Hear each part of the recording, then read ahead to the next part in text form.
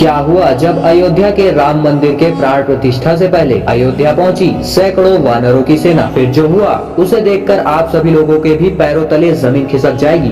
जैसे जैसे अयोध्या का प्राण प्रतिष्ठा का समय नजदीक आते जा रहा है, वैसे वैसे अयोध्या पर चमत्कार हो रहे हैं। कई लोगों का तो यह भी कहना है कि भगवान श्री राम के स्वागत के लिए उनके सभी साथी आ रहे हैं। लेकिन आज की वीडियो में उन सभी चमत्कारों की बात करेंगे जिसे देखकर वैज्ञानिक भी हैरान हो गए हैं। मंदिर निर्माण के द्वारा चमत्कारों को सुनकर आप भी चौंक जाएंगे।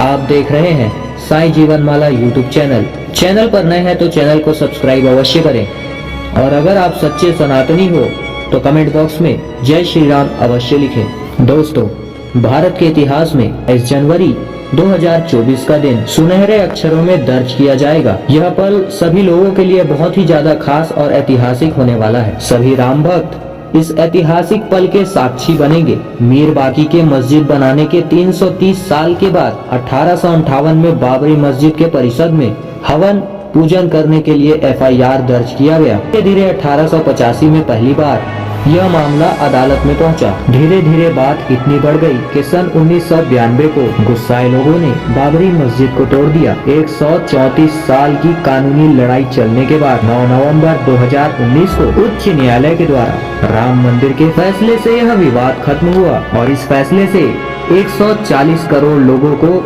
खुशी हुई। हम आपको यह भी बता दें, श्री राम जन्मभूमि अयोध्या में 70 एकड़ भूमि पर बने भव्य राम मंदिर में रामलला की मूर्ति की प्राण प्रतिष्ठा 22 जनवरी 2024 को होने जा रही है। इस तारीख का सभी लोगों को बेसब्री से इंतजार है। लगातार भक्तों में उद्घाटन की उत्सुकता बढ़ती जा रही है। भगवान श्री राम की अयोध्या की चर्चा केवल अयोध्या में नहीं बल्कि विश्व भर में हो रही है। इस भव्य कार्यक्रम की तैयारियां अब अंतिम दौर पर है। राम मंदिर के प्राण प्रतिष्ठा का कार्यक्रम हफ्ते भर चलेगा, जिसमें मुख्य अतिथि के रूप में देश के प्रधानमंत्री नरेंद्र मोदी शामिल होंगे। जब माता सीता का रावण ने हरण कर लिया, तब प्रभु श्री राम रामेश्वरम से श्रीलंका तक जाने के लिए सेतु का निर्माण किया। तब राम सेतु को बनाने के लिए वानर सेना ने महत्वपूर्ण भूमिका निभाई थी।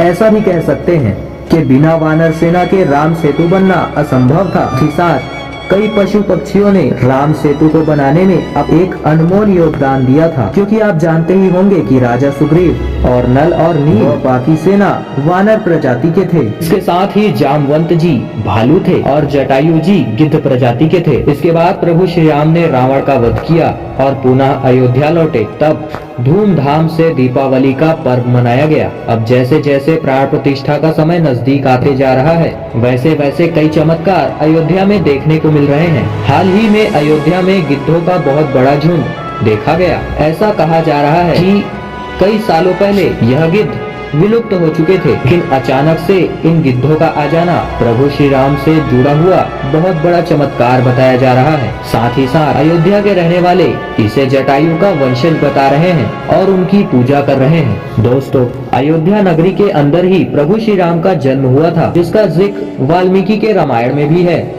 लाखों वर्ष तक चले राम राज्य के बाद जब श्री राम ने जल समाधि ले ली, तो अयोध्या नगरी सूनी हो गई। पौराणिक मान्यताओं के अनुसार उज्जैनी के राजा विक्रमादित्य जब यहाँ अखेट करने आए, तो उन्हें उजाड़ भूमि पर कुछ चमत्कार दिखने लगे। खोज के दौरान उन्हें पता चला कि ये श्री राम की जन्मभूमि है। इसके बाद उन्होंने यहाँ श्री राम का भव्य मंदिर का निर्माण कराया, जिसमें काले रंग के कसौटी पत्थर वाले चौट स्तंभ थे। समय समय पर कई राजाओं ने इस मंदिर की देखभाल की, लेकिन 14वीं शताब्दी में जब यहाँ मुगलों का शासन हुआ, तो वहाँ श्री राम मंदिर को नष्ट कर बाबरी मस्जिद बना दी गई। 1525 में बाबर के एक सेनापति मीर बाकी ने राम मंदिर को ध्वस्त कराया था।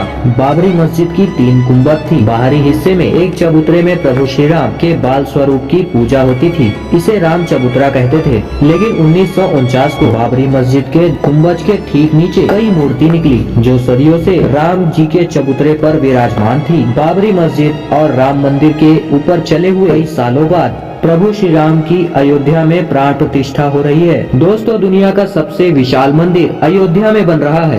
लोग इसका बेसब्री से इंतजार कर रहे हैं। राम मंदिर में 70 एकड़ जमीन है, जिसमें से 2 एकड़ में मंदिर बन रहा है। पहले मंदिर की ऊंचाई 128 फीट थी, अब यह 1661 फीट होगी। 3 की जगह 5 गुंबद और एक मुख्य शिखर होगा। वैसे तो साल 2020 में ही काम शुरू कर दिया गया था। प्रधानमंत्री नरेंद्र मोदी ने 5 अगस्त 2020 को अयोध्या मंदिर की आधारशिला रखी थी। 1992 में बाबरी मस्जिद को ढा दिया गया था, जिसके बाद हिंदू पक्ष और मुस्लिम पक्ष के बीच इलाहाबाद के हाई कोर्ट, सुप्रीम कोर्ट तक लंबी लड़ाई चली। इसके बाद नवंबर 2019 को सुप्रीम कोर्ट ने ऐतिहासिक फैसला सुनाया और यह आदेश दिया अयोध्या के विवादित जमीन पर राम मंदिर बनाया जाए। इस फैसले में यह भी शामिल था केंद्र सरकार मस्जिद के निर्माण के लिए सुन्नी वक्फ बोर्ड को 5 एकड़ जमीन उपलब्ध कराए।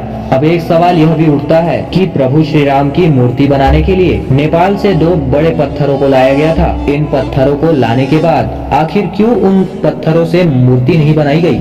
ऐसी क्या वजह थी जो नेपाल से आई हुई 2 पत्थरों से नहीं बल्कि दूसरी पत्थरों से प्रभु श्री राम की मूर्ति बनाई गई? दरअसल राम मंदिर के निर्माण के कार्य के पूरा होने के बाद फरवरी में नेपाल के कालीगंडी तट से 2 शिला अयोध्या लाई गई थी। इन दोनों शिला का टन 14 टन और 27 टन था। शुरू में इन दोनों शिला से राम जी की मूर्ति बनाने की बात सामने आई, लेकिन बाद में पता चला कि राम जी का शिला बनाने के लिए इन पत्थरों को उचित नहीं बताया गया। भारतीय मीडिया में छपी हुई कुछ बातों के मुताबिक इन पत्थरों से राम जी की मूर्ति न बनाने की एक और वजह संतों की ओर से जताई गई आपत्ति थी। कुछ संतों का मानना था कि इस पत्थरों से मूर्ति का निर्माण नहीं कर सकते क्योंकि कालिंदी की चट्टानों को तोड़ा नहीं जाता, क्योंकि वह शालिग्राम के बराबर है। हालांकि अयोध्या में पहुंचे हुए नेपाली प्रतिनिधियों के मुताबिक पत्थरों की जांच के दौरान मूर्तिकारों ने कहा कि ऐसी शिला से मूर्ति की निर्माण नहीं हो सकती। इसके बाद दूसरे पत्थरों से मूर्ति बनाई गई।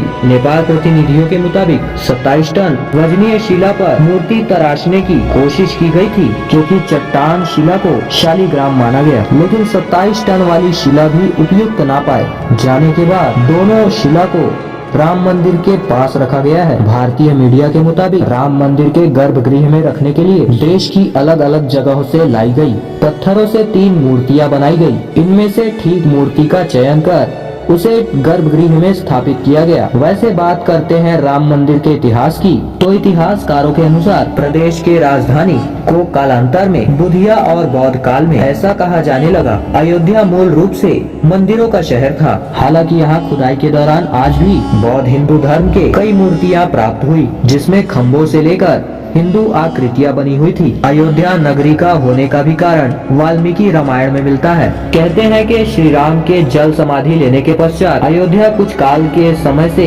उजाड़ सी हो गई थी, लेकिन उनकी जन्मभूमि पर बना हुआ महल वैसा का वैसा ही था। भगवान श्री राम के पुत्र कुश ने राजधानी अयोध्या का पुनः निर्माण कराया। इसके बाद सूर्यवंश के 44 पीढ़ियों तक महाराजा बिरबल तक चरम पर रहा। कौशल राजा बृहद्रथ के मृत्यु के बाद की मृत्यु अभिमन्यु के हाथ हुई थी। इनके मृत्यु के बाद अयोध्या उजड़ सी गई। अयोध्या का अस्तित्व फिर भी बना रहा। इसके बाद यह उल्लेख मिलता है कि ईसा के 100 वर्ष पूर्व उज्जैन के चक्रवर्ती सम्राट विक्रमादित्य ने एक दिन खेत करते करते अयोध्या पहुंच गए। वहीं आम वृक्ष के नीचे वह अपने सेना सहित आराम करने लगे। महाराज विक्रमादित्य को इस भूमि पर कुछ चमत्कार दिखने लगे। पास के साधु संतों से जानकारी के दौरान उन्हें पता चला कि यहाँ पर प्रभु श्री राम का मंदिर था और संतों के आदेश पर उन्होंने वहाँ पुनः राम मंदिर का निर्माण कराया। तो इसी प्रकार इस मंदिर के लिए कितना बार विवाद बढ़ता रहा, कितना बार ढांचा बहता रहा, कितना बार इस मंदिर का पुनः निर्माण हुआ और आज फिर से 22 जनवरी 2024 को इसका पुनः निर्माण हो रहा है। तो आप लोगों को कैसी लगी यह जानकारी हमें नीचे कमेंट में जरूर बताएं, और अगर आप चैनल पर नए हैं तो चैनल को सब्सक्राइब कर बेल आइकन को ऑल पे क्लिक जरूर करें। हम मिलेंगे एक और नई खास वीडियो के साथ, तब तक के लिए बहुत बहुत धन्यवाद।